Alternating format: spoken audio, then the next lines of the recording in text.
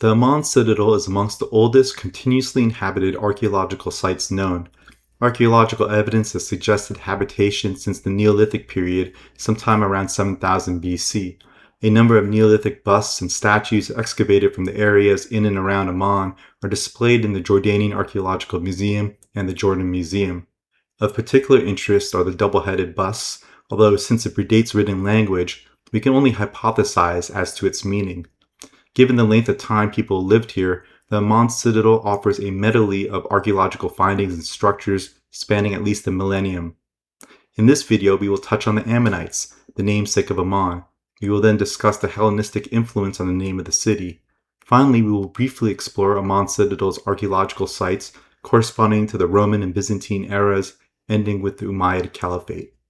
The Ammonites appear to have existed as a people from the 13th century BC, with the last contemporaneous reference to them in the 2nd century AD. For much of their history, Amman was referred to as Rabath Amman, or simply Rabbah, translating to Great City of the Ammonites. The Ammonites certainly hold a considerable amount of popular interest since they are referenced in the Bible a number of times. Famously, it was besieged by King David's army in the Bible. In the spring, at the time when kings go off to war, David sent Joab out with the king's men and the whole Israelite army. They destroyed the Ammonites and besieged Rabbah. There is no direct archaeological evidence of this specific conflict between the Israelites and Ammonites. There is, however, a considerable number of Ammonite artifacts excavated on or around the Amman Citadel. Here we have a statue depicting the Ammonite king Yera-Azar, dating from the late 8th, early 7th century BC. He is shown holding a lotus flower in his left hand while wearing a two-piece Ammonite robe and a royal headband. Also excavated was the Amman Citadel inscription, dating to the late 9th century BC. It is understood to be a building inscription in the Ammonite language to their national god Milcom. If you're interested in the biblical connection, this god is referenced a number of times as the god of the Ammonites in the Bible. He followed Ashtoreth, the goddess of the Sidonians, and Molech, the detestable god of the Ammonites.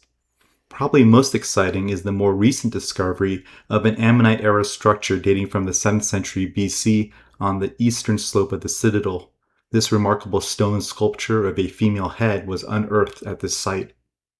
The city continued to be called Rabath Amman until it was renamed Philadelphia by the Macedonian Greek ruler of Egypt, Ptolemy II Philadelphus, around 255 BC. Philadelphus means sibling lover, and in fact Ptolemy did end up marrying his full sister Arsinoe, which is rather interesting. Amman was renamed Philadelphia in honor of Ptolemy upon taking control of the city, and remained so until the Islamic conquest in the 7th century AD.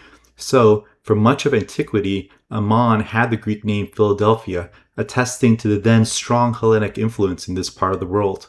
There is a certain sense of irony that Philadelphia means brotherly love, while Ptolemy was known to have executed some of his half-brothers in a succession struggle. Prior to the Islamic conquest, when Philadelphia reverted back to the name Amman, the city was under the control of two notable powers, first the Roman Empire, and later the eastern half of the Roman Empire that we now refer to as the Byzantine Empire. Portions of the Great Temple of Amman, or Temple to Hercules, built during the Roman period in the 2nd century AD, still stands. Of particular interest is the presence of a hand fragment, which, if we were to extrapolate it to be part of a larger standing statue, would represent a greater than 37-foot tall monument to Hercules. One can only wonder if this would have been structurally possible to build a standing statue of pure stone of this dimension. Also present at Amman Citadel are the remains of a Byzantine church built in the 6th century AD. Some of the marble from the Temple of Hercules was used in the church's construction. In fact, if you look at the columns of the church, you can see Corinthian capitals decorated with acanthus leaves, repurposed from the Temple of Hercules. There's a certain sense of continuity that these columns, first used by the Romans for a temple to their gods, would later be used by the Byzantines for a Christian church. This parallels the shifting religious makeup of Rome as it transitioned to Christianity. It is worth pointing out that although we call them Byzantines, these people of the eastern half of the Roman Empire still refer to themselves as Roman. From the Roman pantheon of gods to Christianity and Jesus, we finally end with the Islamic conquest and the Umayyad palace complex and mosque at Amman Citadel. Here we have a reconstruction of the eastern gate to the Umayyad complex utilizing decorative bands of horseshoe-shaped blind niches supported by double half columns running around the walls. These niches would have been decorated with geometric designs. One can easily see the early influence of 8th century Islamic architecture in later Islamic buildings, from the Ammonites to the Hellenic, Roman, and Byzantine influences, and finally ending with Umayyad rule. The Amman Citadel is certainly an archaeological showcase of different peoples, cultures, and customs that have defined this region for over a millennium. If you enjoyed this talk, please like, comment, and subscribe.